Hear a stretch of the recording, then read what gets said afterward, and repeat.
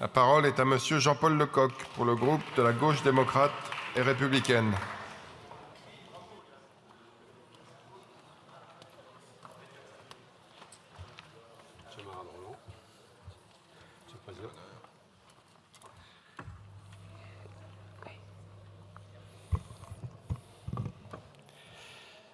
Monsieur le Président, Madame la Ministre, Monsieur le rapporteur, chers collègues, d'après les chiffres publiés par l'Observatoire national de la précarité énergétique en juin dernier, de plus en plus de ménages déclarent souffrir du froid chez eux.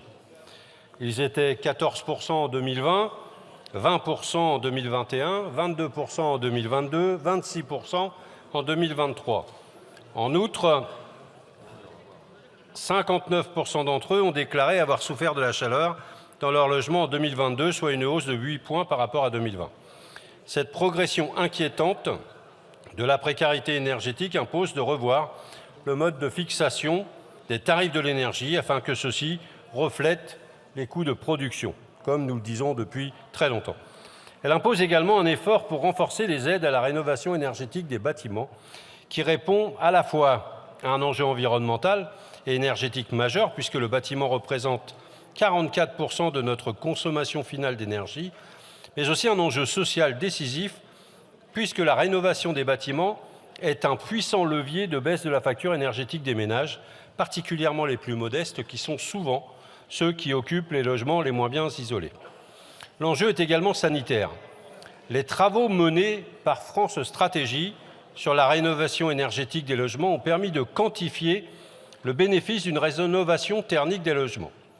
Le gain moyen annuel pour la société est ainsi estimé à 7 500 €, décomposé en 400 € de réduction des coûts de soins, 1 400 € d'amélioration du bien-être et 5 700 € de réduction du risque de mortalité. Selon une étude, la rénovation de l'ensemble des passoires énergétiques d'ici 2028 permettrait d'éviter des coûts de santé de près de 10 milliards d'euros par an. Au moment où on cherche du financement pour la Sécu, ça fait réfléchir. Nous nous heurtons depuis des années à une insuffisance chronique des moyens pour l'atteinte de nos objectifs en matière de rénovation énergétique des logements. Les dispositifs sont peu lisibles et insuffisamment dotés.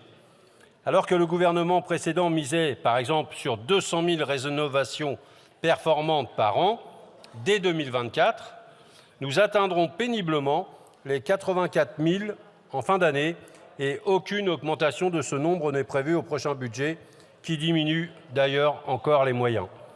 Cette situation n'est pas nouvelle.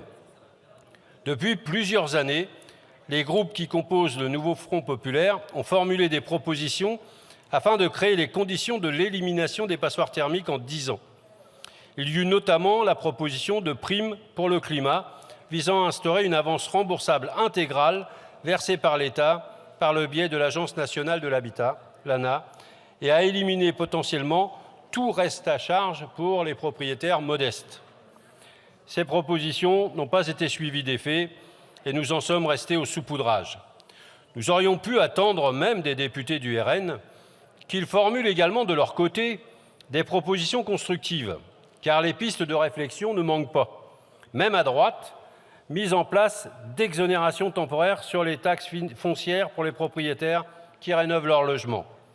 Subventions ou prêts à taux zéro pour la rénovation. Assouplissement des règles de majorité dans les copropriétés pour faciliter les travaux de rénovation énergétique. Renforcement de la lutte contre la fraude et les arnaques. Vous voyez, vous auriez pu faire des propositions. Nous aurions pu débattre de ces propositions, au lieu de quoi vous nous proposez rien, sinon de renoncer à toute ambition en matière de rénovation énergétique du parc de logements. Vous ne proposez pas d'aider les propriétaires, mais de les dédouaner de toute responsabilité.